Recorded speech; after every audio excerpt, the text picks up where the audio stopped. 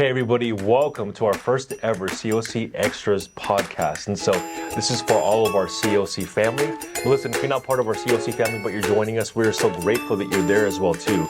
The reason we're calling it Extras is because we just want to share some extra content that we think would be helpful, that we think would be beneficial to you. So hopefully that's what that is. And so today though, Pastor Carl, we're talking about the Sabbath. We're continuing our discussion from this past Sunday.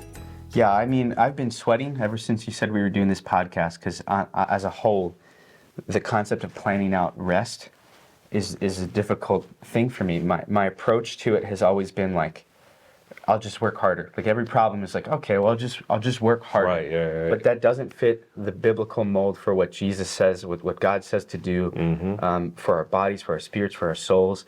And so, you know, it's not the first time you preach this message. I can say I've incorporated some of it. Hey, come on. But I'd love to see more. Yeah. I want this to become not just something we have to work towards, but a rhythm that has become incorporated in my life. Yeah. So yeah, let's talk about the Sabbath. Yeah, let's talk about the Sabbath. And so, let's do a quick recap. So, a quick recap is that this past Sunday, I gave to us three different thoughts just to kind of help form, just our understanding of what the Sabbath is. And then, so one of the thoughts I gave is the Sabbath is a commandment, not just a suggestion. The other thought I gave too was that the Sabbath is resistance to the culture, and in resisting the culture, we actually reflect to the kingdom culture a lot more. And then after that, the other thing that I gave us too was that the Sabbath has a life-giving power. The Sabbath has life-giving power that when you do the Sabbath right, it leaks beyond just the one day, that 124-hour period, and it goes into the rest of our week, that it really does have the power to center us, to not let us be so easily off kilter, that it really helps set the pace for the rest of our week. And so, anyway, I don't know if you have any thoughts or questions about that, but those are just some things that we covered this past Sunday. I think that the Sabbath is the most effective way to be in the world and not of it. But what makes this particularly difficult is the work culture. I'm sure in the world, but in America and in Franklin County, because like Franklin County's whole culture is work ethic. We have some of the hardest working youth students. That's true. And I love that about them. Yeah. But our approach and our mentality to everything is just work harder. But yeah. So you specified it's resistance to the culture. In my experience, through middle school and high school, resisting culture does not come easy. Right. Resisting culture requires that you're certain, you're convicted, you're certain of your conviction. And more than this, it's not just conviction, but a biblical commandment. Yeah. So embracing that requires, where do you start? Yeah. Apart from the discipline, do I have the tenacity to keep it up? Do I have the ability to because at some point somebody's going to come to you and ask you what you're doing. They're going to demand that you answer why you did not complete this work or do this job, and you have to specify it was because I was resting. And that concept is so foreign that if you don't know in your heart of hearts, if you can't describe it, there's real life consequences. Yeah. That's true. And listen, and I think we get this, right? I think we get that there is a balance, that we're not promoting a culture of laziness, that you do nothing, slacker, that mentality. But what we're saying is like, listen, work hard. We're saying work hard, right? The 6 days of the week, but on the seventh day, work even harder to not have work. You know what I mean? Like you got to push all that out. And I love what you said too, that it is foreign to us because we live in a world today that's driven by two things: accumulation and accomplishment. I want to have more. I want to have the bigger truck. I want to have, instead of a Tacoma, now I want to have a Tundra. Yeah. You know what I mean? Instead of my little SUV, now I want to have a big granddaddy of whatever you want to say. Yukon XL Denali. Not calling anybody out, right? Shisha. But something in my throat. That was just weird, man. But we always want to accumulate more. And listen, they don't have that hard. Just want to make that very clear. That's why we can have fun with them. But I think that in the world that's driven by those two things, man, a culture of Sabbath, the rhythm of Sabbath really is the opposite of that, right? The opposite of that. So anyway, yeah. I would say, at least something that I'm coming to discover, because I sit with that anxiety of like, if I don't work on this day, things are not going to get done. There just is not enough time. Yeah. That I've found I firmly believe that people who effectively Sabbath do not have the problem of there is no time. Right. Because when you work out of a place of rest in the Lord, it's His accomplishments. Yep. And Yeah. everything else is by the wayside. And I know So it sounds true. super spiritual, Yeah. but I see it in ministry. You know, like the number of times I've come up to Sunday afternoon before service, before youth, and I'm still having to work on my sermon. Yeah.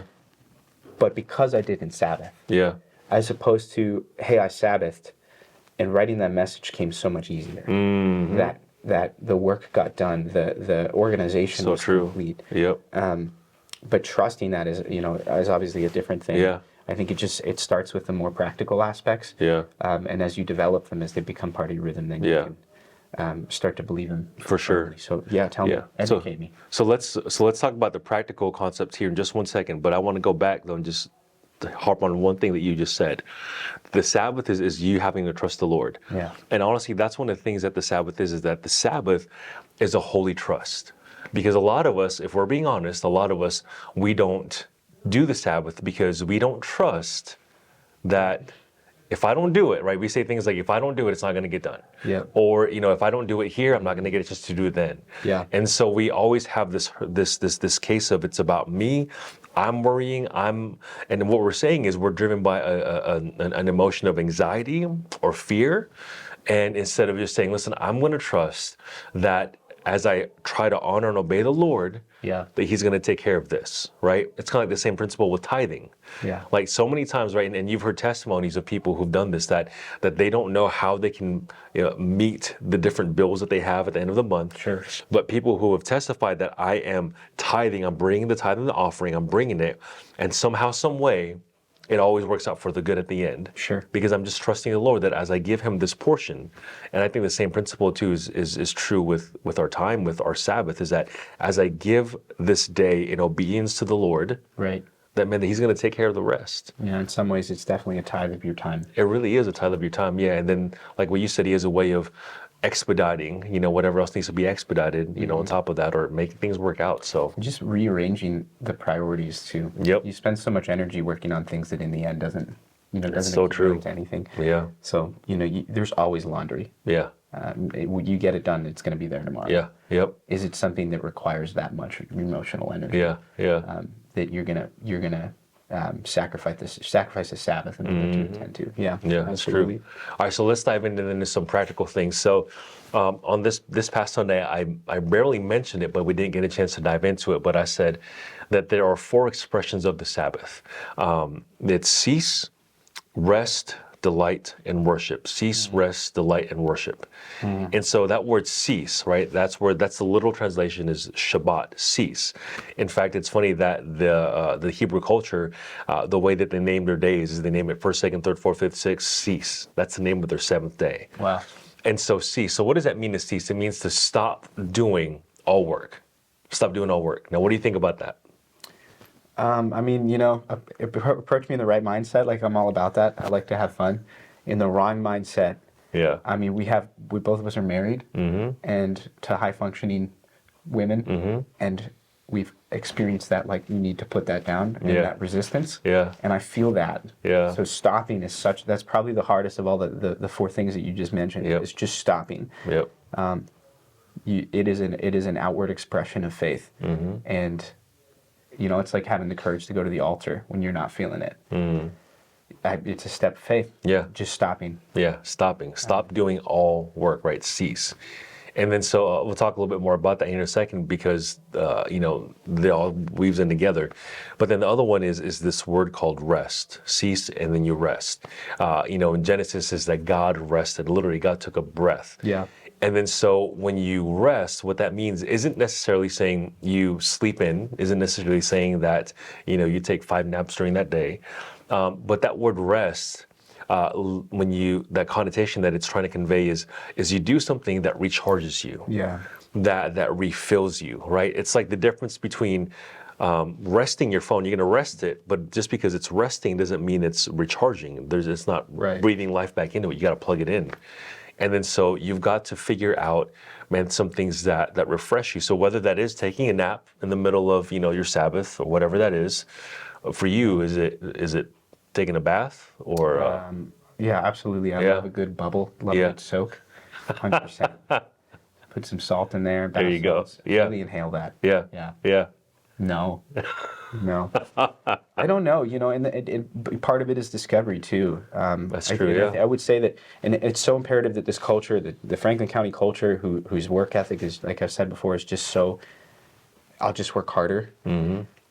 There are so many of us who don't know what Right. recharges us. Right. Dads who don't have hobbies, moms who don't whose whole identity is I'm a parent, I'm a wife.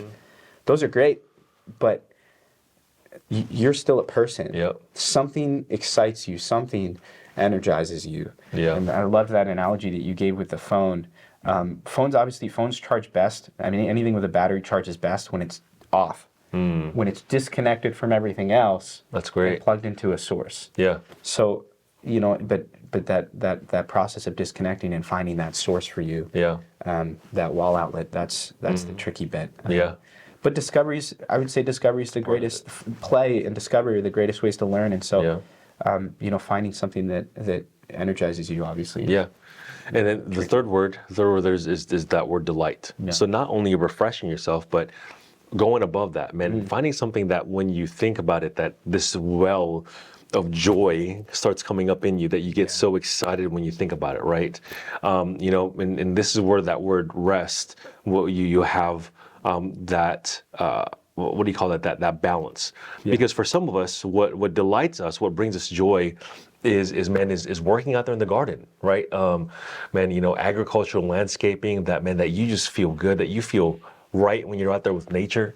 But for some of us who work with our hands all day, or if you have a landscaping business, right, that's not delight or rest, that's work.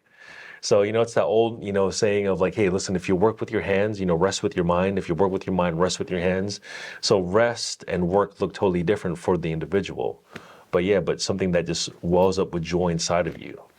I remember when I worked at and I'm not allowed to say it because we're on a podcast, I'm not allowed to say the place that I worked at, so just for non-disclosure, we'll call it Blargit. I worked at Blargit. It's very well hidden. I don't know what you're talking about. It was, tedious. And I'd come home and like for so many women, like the Target run is like a thing. It's a refreshing thing. I'd get home and Vicky would say, let's go to Target. And I would not. Like that would be just torture to me. Yeah. So that's a really good analogy. It's just, Yeah. you probably start in the opposite direction of whatever it is that you're doing during work. So if not Blargit, then maybe Walmart is where That's you would worse. go. That is so worse. That's To delight. significantly Yeah. delights in going to Walmart. Yeah. So let me give you some practical things. Is that, man, I wish I had the quote here, but as I was reading and studying this, which by the way, there are a lot of really good resources. John Mark Comer is a pastor, author. I think he was a pastor. Now he's focusing full time on discipleship. But Johnson Bowie, Robert Morris, they're all great pastors that have resources on what the Sabbath is. But in one of the books that I was reading, they literally said, like, listen, the Sabbath is a time for you to play. So whether that's reading a fictional novel, you working on your model aircraft, your hobbies, Legos, whatever that is, making love to your spouse, do something that delights you, that brings joy to you, right? Yeah. So amen to that one, guys. There we go. So you cease, you rest, you delight, and then you worship. Now, when I think of worship, when you think of worship, Pastor Carl, what comes to your mind? Worship. Everybody's definition of worship is the church definition of worship. The one that we think of, just raising your hands and singing the songs. But worship as a concept, obviously, is so much deeper. Yeah. It's so much more not reserved, but much more intimate than even something you can get here in song and in praise. So worship obviously is an expression of a realization of God's character in your life, and you can get that in any way. Any way that lets you separate from everything else and focus in on the Lord. So worship can I love what he said there, that so many times we correlate it to just this, but we've got to look at it from a holistic sense, that worship is really positioning your heart to recognize, the goodness, the character, the presence of God. Like that's what worship is indexing your heart towards that way. And so worship can even be something as simple as, after doing your pour over, you go out to the back porch and with your cup of coffee, you're in nature and you're thanking God for all the different things he's done, right?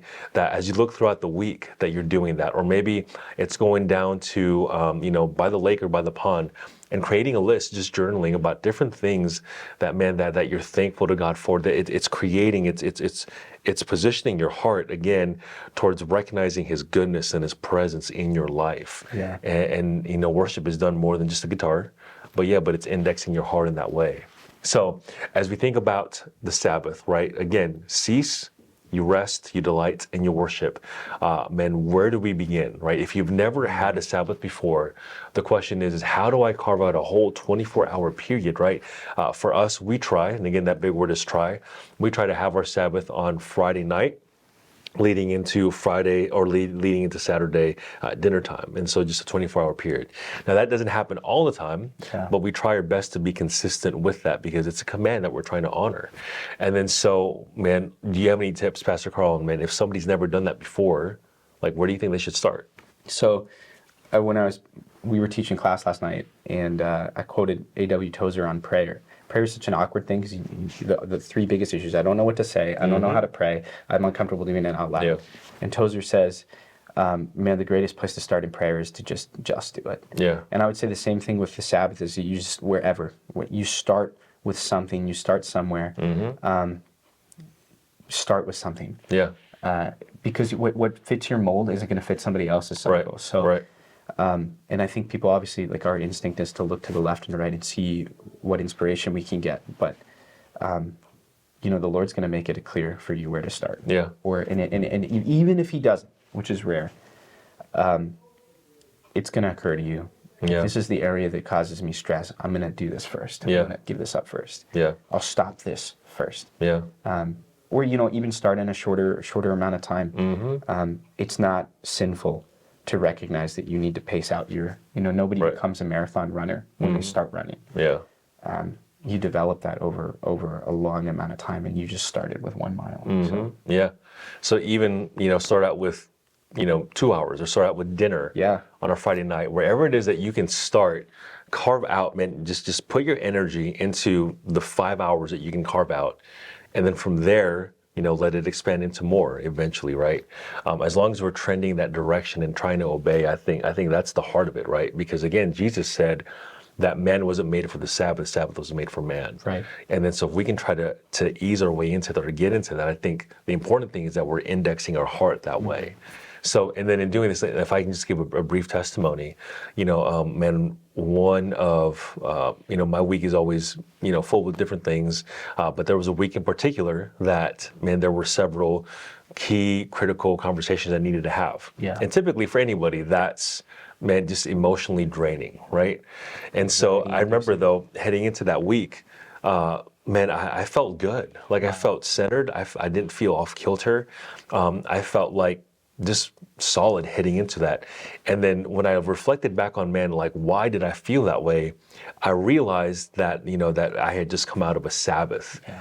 And that the Sabbath really has this way of leaking life and strength into the rest of your week. And I read one guy when he was talking about the Sabbath. He said that the Sabbath was woven into the rhythm of man.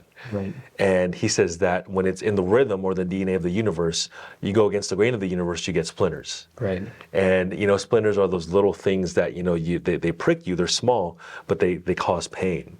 And I almost wonder that when we don't Sabbath, when we don't work within the rhythm that the Lord created in us, that it's so easy for those little things to prick us and to get us off kilter.